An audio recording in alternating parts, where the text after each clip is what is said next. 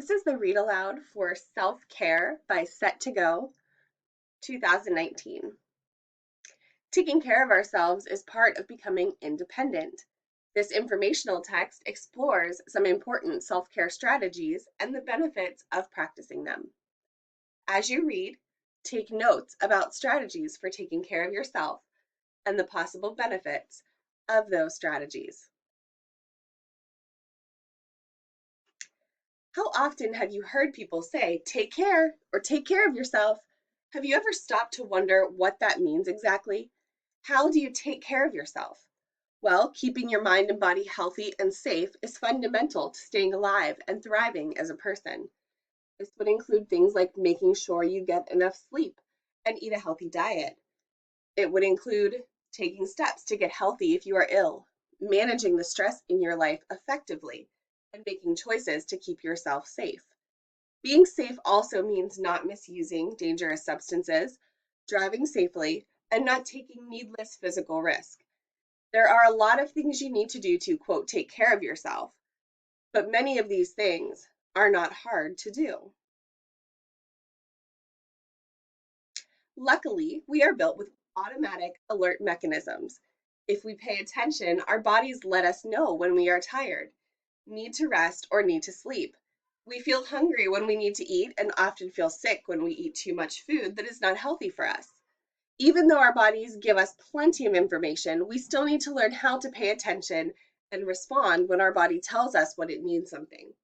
We need to learn how to make good choices about what will keep things from going wrong or from putting ourselves into unhealthy or unsafe situations.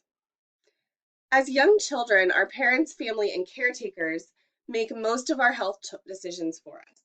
They work to keep us safe. As we grow, we have to combine our experiences and what we learn about the world to keep ourselves safe. We need to learn to interpret the signals our bodies provide and understand how to respond. As we grow up, we will manage more and more of our own self-care. Self-care strategies. Your body is an extraordinary machine. It changes over time, interacts with the world, adapts to different environments, and can usually fix itself when broken or wounded, sometimes with some help. But like other machines, it needs proper fuel, nutrition, rest, sleep, and maintenance, exercise, to function properly.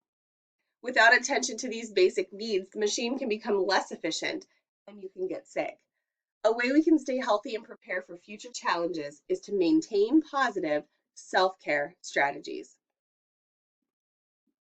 Sleep.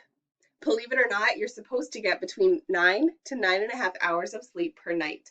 When was the last time you got that much sleep? Sleep and rest are incredibly important for your well-being. It's a simple life skill, even if it is not always so simple to get the right amount of sleep, that can really have a positive impact on many parts of your life. Good sleep improves learning, concentration, memory, mood, attitude, energy, digestion, and heart health. It promotes growth, performance, and safety. No one exactly knows how sleep happens, but we know that during sleep, we are taking in less information from the outside world and organizing information in our brains. And we can't go for long without sleep because our functioning suffers dramatically. Have you ever stayed up for a full 24 hours? How did you feel? People who are sleep deprived typically have trouble doing fairly simple things they can usually handle, like writing or driving. A good rule of thumb is that if you're feeling tired, moody, sick, or just off, try to get a good night's sleep. Young people typically need at least 8 hours of sleep a night to feel and function well, and many actually need more than 8 hours. A bit of good news is that if you miss out on getting sleep one night, you can usually make up your sleep deficit by getting a good night's sleep the next. Nutrition. Good nutrition is another life skill that can promote emotional and physical health. How long could you survive without food or water? Actually, you cannot survive more than a few days without food or water. But having the right fluids and food is not just a matter of survival. Our bodies are so complex that we need a wide variety of fluids and different types of materials to keep us healthy. We burn carbohydrates as fuel, use protein to produce new cells and tissue, a constant process, and use fat to store energy. We need fluids to move materials about in our bodies through our bloodstream, and electrolytes to allow our nerves and muscles to fire. You should aim for a balanced diet and avoid things such as too much caffeine or sugar. Remember that when your body is healthy and in nutritional balance, you are bound to feel your best. And feeling your best can boost your emotional health. Exercise.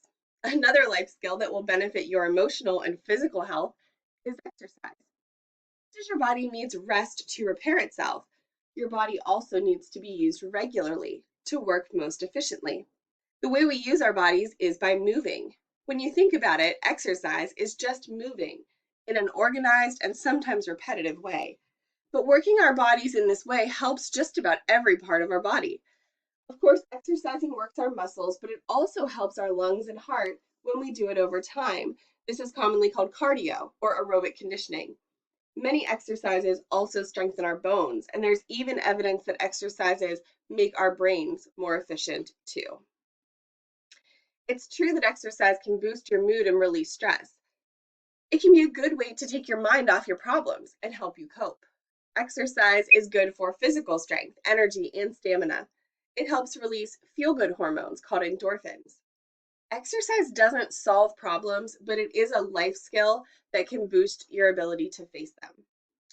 You don't have to belong to a gym or run a marathon to get helpful exercise. It's just fine if you take exercise in normal courses of events. Walking to school, playing ball, mowing the lawn, taking a hike, doing dishes or laundry are all exercise. The goal is simply to work as many different parts of your body on a regular basis and to keep moving for 20 to 30 minutes several times each week. Living a balanced life.